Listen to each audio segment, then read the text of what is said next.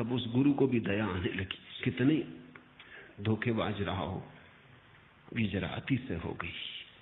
उसने हाथ जोड़े, उसने कहा कि तुम कहीं और जाओ, जो मैं जानता था मैंने बता दिया, इससे ज्यादा मुझे कुछ पता नहीं है।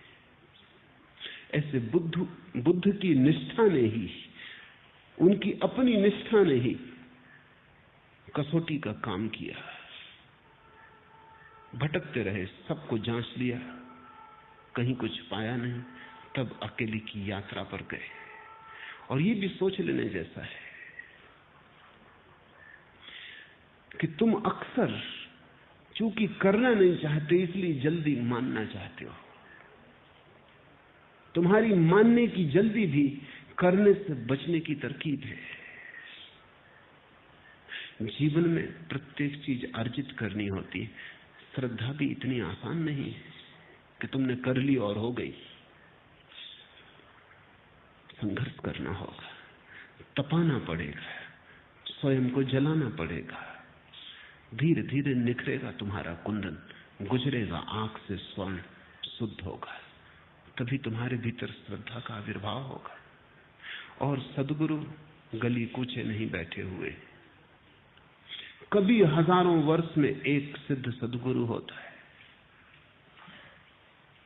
सदियां बीत जाती खोजियों को खोजते खोजते।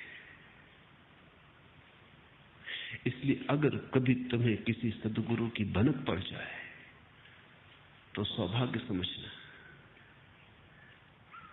अहोभाग्य समझना।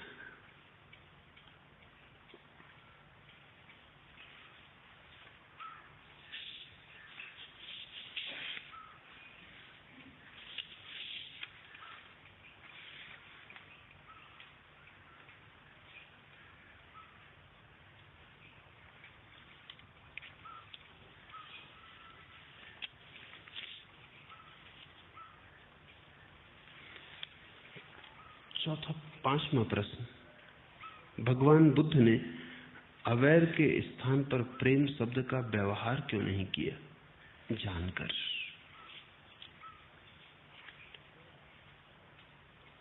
अवैर नकारात्मक है, अहिंसा जैसा। बुद्ध कहते हैं वैर छोड़ दो, तो जो शेष रह जाता है वही प्रेम है। बुद्ध प्रेम करने को नहीं कहते, क्योंकि जो प्रेम किया जाता है वो प्रेम नहीं। तुम चिकित्सक के पास जाते हो, वो निदान करता है बीमारी के, वो औषधि देता है बीमारी मिटा देने को। जब बीमारी हट जाती है तो जो शेष रह जाता है वही स्वास्थ्य है।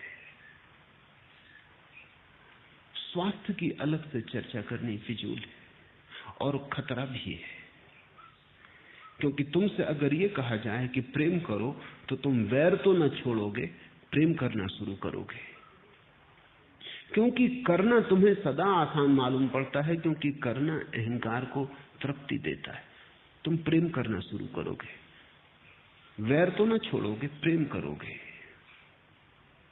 तो ऐसा हो सकता है कि तुम वैर को प्रेम में ढांक दो, वैर तो बना रहे और प्रेम के आवरण में ढांक दो। तब तुम्हारा प्रेम भी झूठा होगा, क्योंकि वैर के ऊपर प्रेम कैसे खड़ा हो सकता है?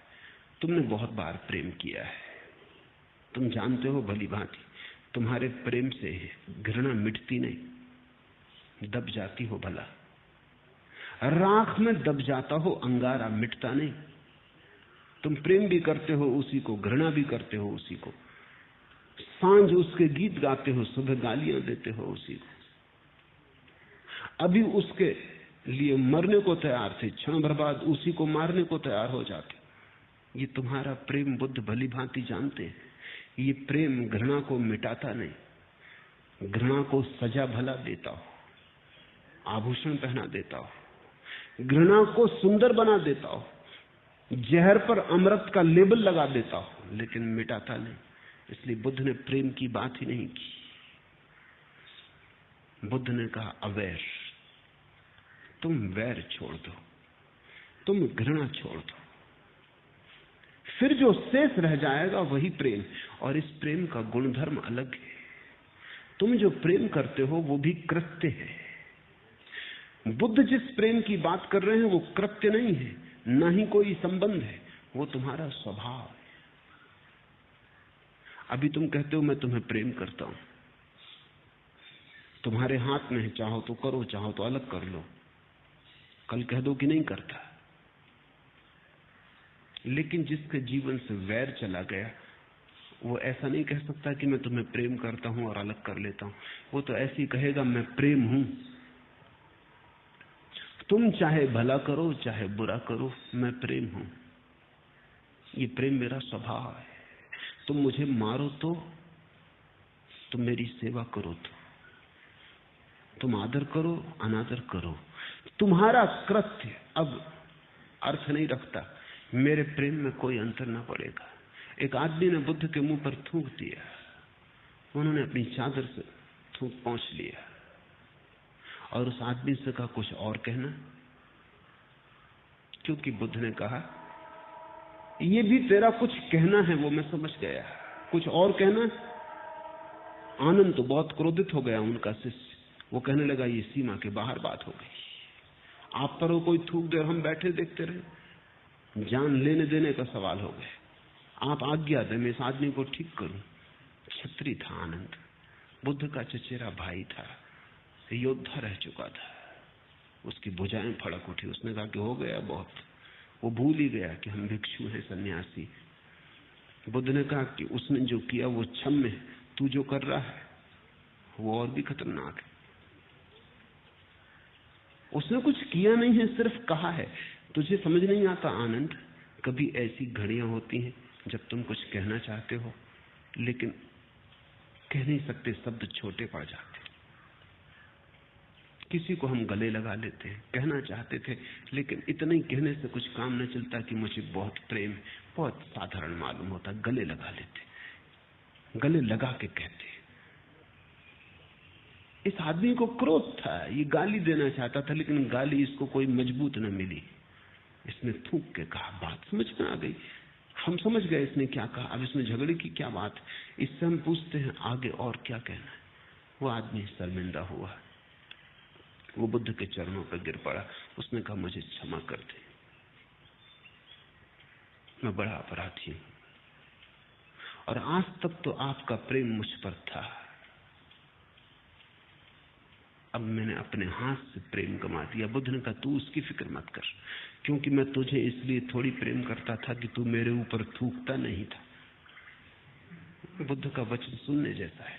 मैं इसलिए थोड़ी तुझे प्रेम करता था कि तू मेरे ऊपर थूकता नहीं था।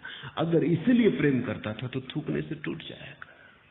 मैं तुझे प्रेम करता था क्योंकि और कुछ मैं कर ही नहीं सकता हूं, वो मेरा स्वभाव है।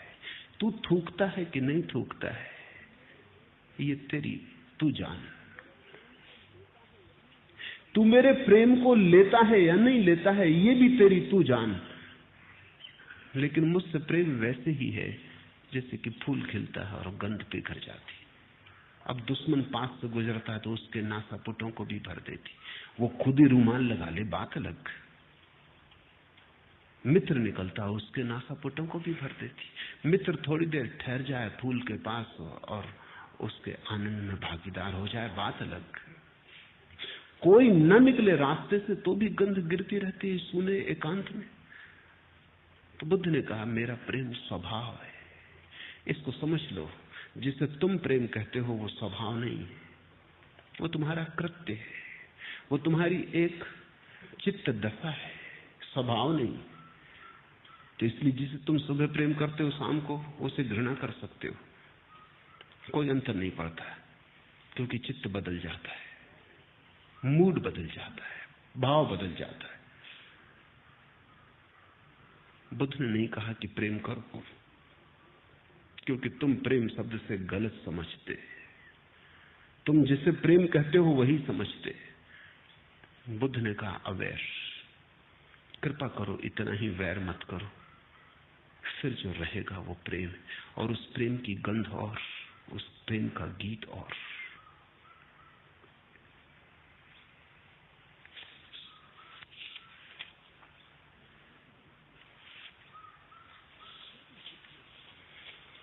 और जो भी बुद्ध ने कहा है स्मरण रखना, वो एक गहन अनुभव से कह रहे हैं, ऐसे प्रेम को जान के कह रहे हैं। वो कोई प्रेम के कवि नहीं है, न प्रेम के दार्शनिक। उन्होंने प्रेम का अनुभव किया है, इस नए ढंग के प्रेम को जाना है जो स्वभाव बन जाता है। तुमने जो भी प्रेम के संबंध में जाना है, उसमें से जानना तो बहुत कम है, या तो कवियों ने तुमसे कुछ कह दिया है, उसे तुम दोहरा रहे हो। क्योंकि फ्रायड ने अपने एक पत्र में एक मित्र को लिखा है कि अगर दुनिया में कवि ना होते तो शायद प्रेम को कोई जानता ही नहीं। बात समझ में आती, कवि गाते रहे प्रेम की बात।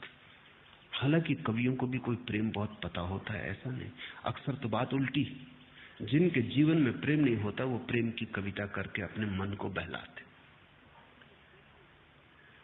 जिसके जीवन में प्रेम है वो कविता किस लिए करे, उसका जीवन ही कविता होता है। लेकिन जिनके जीवन में प्रेम नहीं होता वो बैठ के प्रेम की कविता कर करके अपने मन को बहलाते। जो प्रेम वो प्रकट नहीं कर पाए किसी और तरह से, उसे कविता में उंडेलते। अक्सर प्रेम की 100 में से 99 कविताएं उन लोगों ने लिखी हैं जिन्हें प्रेम का कोई अनुभव नहीं। ये बड़ी कठिन बात है। अक्सर बहादुरी की बातें वही लोग करते हैं जो कायर। वो अक्सर बहादुरी के किस्से गढ़ के बताते रहते।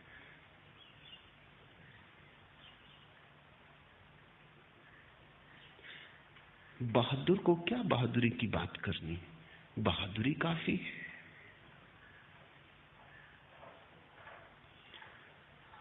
बुद्ध ने जो कहा है वो किसी कवि की बात नहीं, न किसी शास्त्रकार की बात है। उन्होंने प्रेम जाना, और उन्होंने प्रेम एक ही तरह से जाना, और एक ही तरह से जाना है किसी ने जब भी जाना। उन्होंने वैर छोड़ के जाना। तुम जिससे प्रेम कहते हो उसे वो भी जानते थे। उनकी पत्नी थी, बच्चा था, माँ थी, पिता थे, सब थे। उनको उन्होंने खूब प्रेम किया था, और एक दिन पाया कि उस प्रेम में कुछ भी नहीं, वो केवल मन का सपना है। उस प्रेम की व्यर्थता को देखकर वो हट आए। उन्होंने फिर नए ढंग का प्रेम खोजना चाहा। उस प्रेम में तो घृणा दबी थी, मिटी ना थी। उन्होंने एक ऐसा प्रेम जानना चाहा जो इतना शुद्ध हो कि घृणा उसे विकृत ना करे, जिसमें घृणा का एक बूंद भी ना हो। और मजा ऐसा है कि दूध की भरी प्याली में जहर की एक बूंद काफी है उसे नष्ट करने को। यद्यपि जहर की भरी प्याली में दूध की एक बूंद उसे शुद्ध न करेगी। विकृत बड़ा समर्थ है, अशुद्ध बड़ा समर्थ है, शुद्ध बड़ा कोमल है, नाजुक है। फूल की तरफ एक पत्थर मार दो तो फूल बिखर जाता है, और 1000 फूल पत्थर को मारो तो भी कुछ नहीं होता।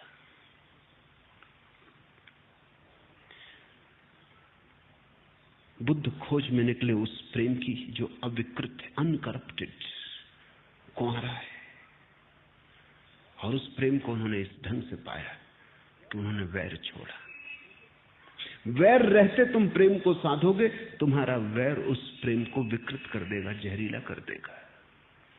पहले वैर को हटा दो। और मजा यह है कि वैर के हटाते ही प्रेम साधना नहीं पड़ता। तुम अचानक पाते हो कि अरे ये वैर के कारण ही प्रेम दिखाई नहीं पड़ता था, ये तो सतत बह रहा है भीतर, ये तो स्वभाव है। प्रेम आत्मा है। लेकिन किताबों से सावधान होना जरूरी है। किताबों से पढ़ पढ़ के मत प्रेम को समझने की कोशिश करना।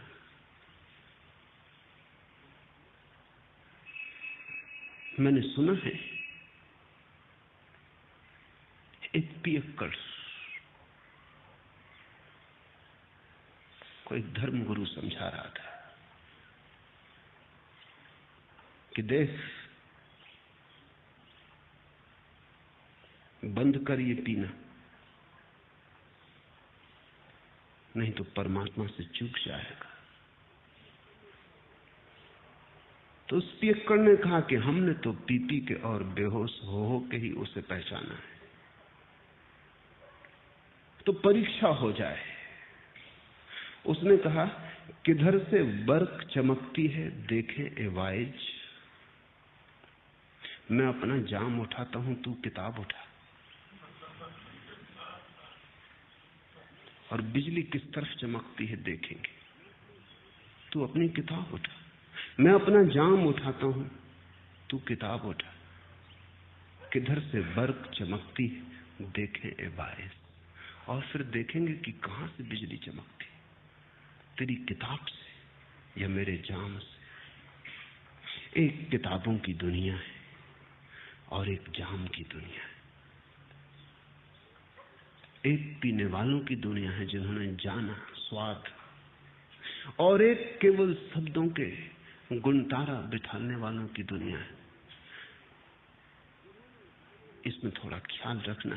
जिन्होंने जाना है उन्होंने कहा अवेयर, और जिन्होंने नहीं जाना उन्होंने कहा प्रेम।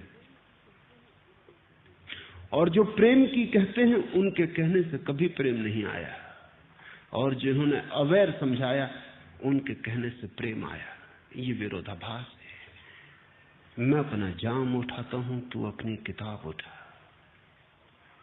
किताबें मुर्दा हैं, वेद, कुरान, पुराण सब मुर्दा है। जब तक जीवन का जाम खुद न पिया जाए तब तक तुम जो कहते हो कितनी ही कुशलता से कहो, झूठ झूठ ही रहेगा, सच नहीं हो पाता है। हमने दो शब्द इस देश में उपयोग किए, एक कवि और एक ऋषि। ऋषि हम उसको कहते हैं जिसका काव्य अनुभव से आया, और कवि हम उसे कहते हैं जिसका काव्य कल्पना से आया। दोनों कवि हैं, लेकिन ऋषि वो है जिसने जिया, जिसने अपने काव्य में अपने कलेजे को रखा, जिसने पिया और जिसके ओंठों पर स्वाद है। वो भी शब्दों का उपयोग करता है, लेकिन फर्क हो जाता है। महावीर ने कहा अहिंसा, प्रेम नहीं। बुद्ध ने कहा अवेयर, प्रेम नहीं। क्योंकि दोनों ने ये बात समझ ली कि असली सवाल प्रेम को लाने का नहीं है, असली सवाल अहिंसा को हटाने का, हिंसा को हटाने का है, वैर को हटाने का है, घृणा को हटाने का है। घृणा है रोग, हटते ही प्रेम का स्वास्थ्य अपने आप उपलब्ध हो जाता है। बदलियां घिर गई हैं, आकाश थोड़ी लाना है, सिर्फ बदलियां हटा देनी। आकाश तो मौजूद ही है, आकाश तो तुम हो। इसलिए अब और प्रेम क्या लाना है, तुम प्रेम हो। थोड़े घृणा के बादल हट जाएं बस।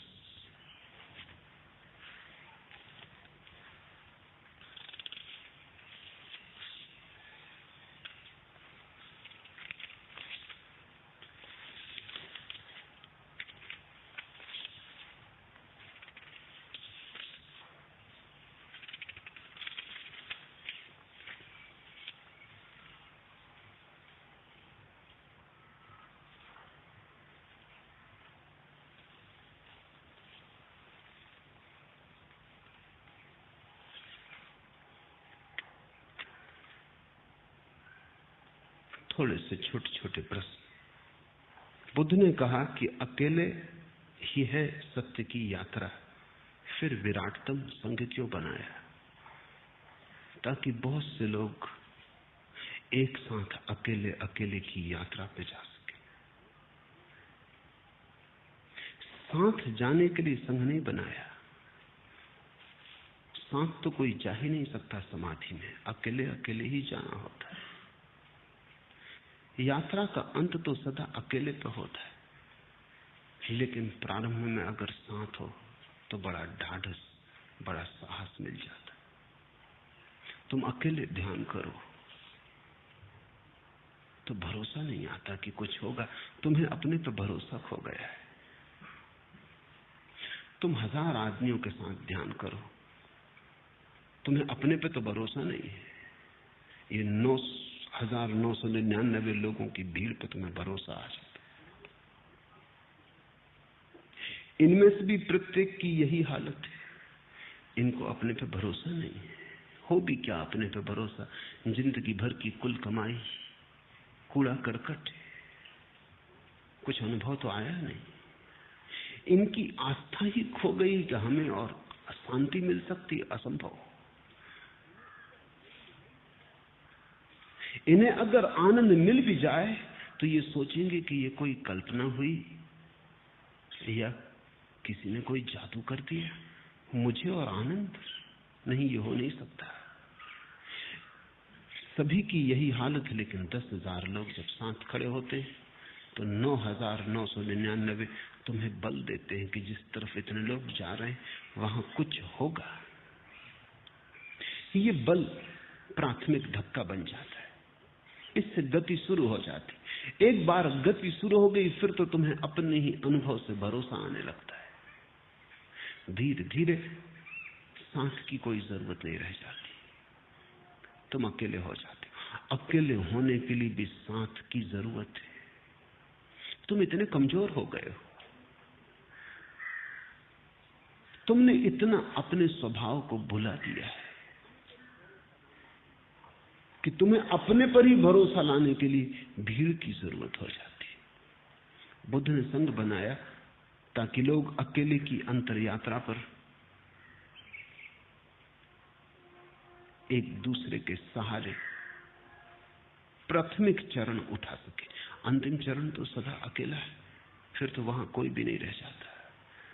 और बुद्ध के हिसाब में तो आखिरी चरण पर तुम भी नहीं रह जाते। अनत्ता, अनात्मा, आत्मा तक खो जाती। दूसरे की तो फिक्र छोड़े, बुद्ध कहते हैं तुम भी नहीं बचते। कुछ बचता है जिसको शब्द देने का उपाय नहीं, अनिर्वचनीय, शून्य जैसा कुछ। लेकिन न तुम होते न कोई दूसरा होता। पर प्राथमिक चरण पर इसका उपयोग है। मेरा भी अनुभव यही है कि मैंने लोगों को अकेले अकेले भी ध्यान करवा के देखा, गति नहीं होती। लेकिन साथ अगर वो ध्यान करते, एक दफा गति हो जाती, फिर तो वो खुद ही कहते हैं कि अब हम अकेला करना चाहते। साथ से शुरुआत सुगमता से हो जाती। तुम साहस भी जुटा पाते हो, तुम थोड़े पागल होने की हिम्मत भी जुटा पाते हो, तुम थोड़े आनंदित होने की हिम्मत भी जुटा पाते हो। जब 1000 लोग नाचते तो तुम्हारे पैर में भी कोई नाचने लगता है, तब रोके नहीं रुकता। और जब 1000 लोग आह्लादित होते हैं तो उनका आह्लाद संक्रामक हो जाता है। बीमारी ही संक्रामक नहीं होती, स्वास्थ्य भी संक्रामक होता है। और जब 10 लोग उदास बैठे हो तो उनके बीच तुम भी उदास हो जाते हो, और जब 10 लोग हंसते हैं तो उनके बीच तुम भी हंसने लगते हो। बुद्ध को ये समझ में आ गया। बुद्ध ने पहला संघ बनाया क्योंकि उन्हें एक बात समझ में आ गई कि आदमी इतना कमजोर हो गया है कि अकेला जा ना सकेगा। यात्रा अकेले की है पर अकेला जा ना सकेगा। संग साथ हिम्मत पड़ जाएगी। आखिरी प्रश्न, हमें आपके शब्दों में कोई श्रद्धा नहीं बैठती और आपके सारे शब्द झूठ प्रतीत होते, फिर भी यहां से चले जाने का मन क्यों नहीं होता है? ये पूछा है आनंद सरस्वती ने। शब्द ही मेरे ऐसे हैं कि श्रद्धा बैठ ना सकेगी, क्योंकि मैं उस दुनिया की बात नहीं कर रहा हूं जिसकी पर तुम्हें श्रद्धा है और जिस पर श्रद्धा तुम्हें आसानी से बैठ जाए। मैं जो कह रहा हूं वो तुम्हारे सिर के ऊपर से निकल जाता है। तुम्हें जरा अपने सिर को ऊंचा करना पड़ेगा। 2 ही उपाय हैं, या तो मैं जो कह रहा हूं उसे नीचा करूं, तब मैं व्यर्थ हो जाऊंगा, उसका कोई सार ना रहेगा। दूसरा उपाय है कि तुम जरा अपना सिर ऊपर करो, तुम जरा ऊपर उठो। हर आदमी ऐसा सोचता है मन में कि जैसे श्रद्धा तो उसके पास है ही, बिठाना भर है। श्रद्धा तुम्हारे पास है नहीं, अभी होती तो बैठ जाती। जिनके पास है बैठ गई है, जिनके पास श्रद्धा ही नहीं है बैठेगी कैसे? तुम्हारी हालत ऐसी है कि मैंने सुना कि मुल्ला नसरुद्दीन आंख के डॉक्टर के पास गया और उसने कहा कि आंख बड़ी कमजोर है। तो डॉक्टर ने कहा कि कोई फिक्र ना करो, पढ़ो सामने तख्ती पर इबारत खड़ी लिखी। उसने कुछ दिखाई नहीं पड़ता, कुछ दिखाई नहीं पड़ता। तो उसने कहा आंख बहुत कमजोर है, चश्मा लग जाएगा, सब ठीक हो जाएगा। नसरुद्दीन ने कहा तो फिर मैं पढ़ सकूंगा? उसने कहा बिल्कुल पढ़ सकोगे। नसरुद्दीन ने कहा धन्यवाद, क्योंकि मैं पढ़ा लिखा नहीं। अब चश्मा लगाने से थोड़ी तुम पढ़े लिखे हो जाओगे। मुझे सुन सुन के थोड़ी श्रद्धा बैठ जाएगी, श्रद्धा होनी भी तो चाहिए। तो पहले तो तुम में मैं श्रद्धा पैदा करने की कोशिश कर रहा हूं। श्रद्धा पैदा नहीं होती, घबराओ मत, जल्दी भी कोई नहीं। झूठी श्रद्धा मत करना, पहली बात। जब तक न हो करना मत, प्रतीक्षा करना, जल्दबाजी मत करना, क्योंकि जिसने झूठी कर ली वो सच्ची श्रद्धा से सदा के लिए वंचित रह जाएगा। संदेह करो, हर्ज क्या है? अभी संदेह है तो संदेह ही करो, कुछ तो करो। श्रद्धा नहीं सही, संदेह सही। संदेह से ही धीरे धीरे श्रद्धा की तरफ उठोगे। संदेह करते करते जब तुम पाओगे कि संदेह थकता है और गिरता है, मैं जो कह रहा हूं तुम उसे संदेह से काट ना सकोगे। मैं जो कह रहा हूं वो तुम्हारे संदेह को काट देगा। होने दो संघर्ष, जल्दी कुछ नहीं है। और तुम कहते हो कि आपके सारे शब्द झूठ प्रतीत होते हैं, ठीक ही है, बात होंगे ही, क्योंकि तुम जहां खड़े हो वहां तुमने झूठ को सच मान रखा है। इसलिए जब तुम सच को पहली बार सुनोगे वो झूठ मालूम होगा।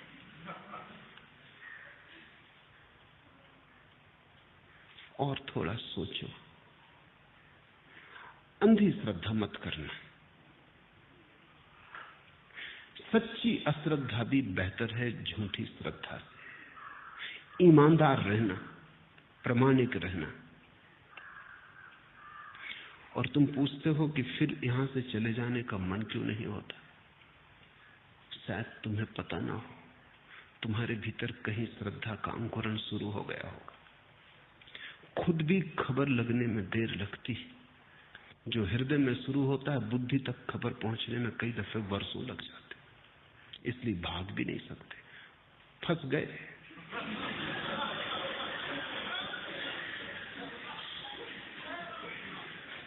अब जाने का उपाय भी नहीं,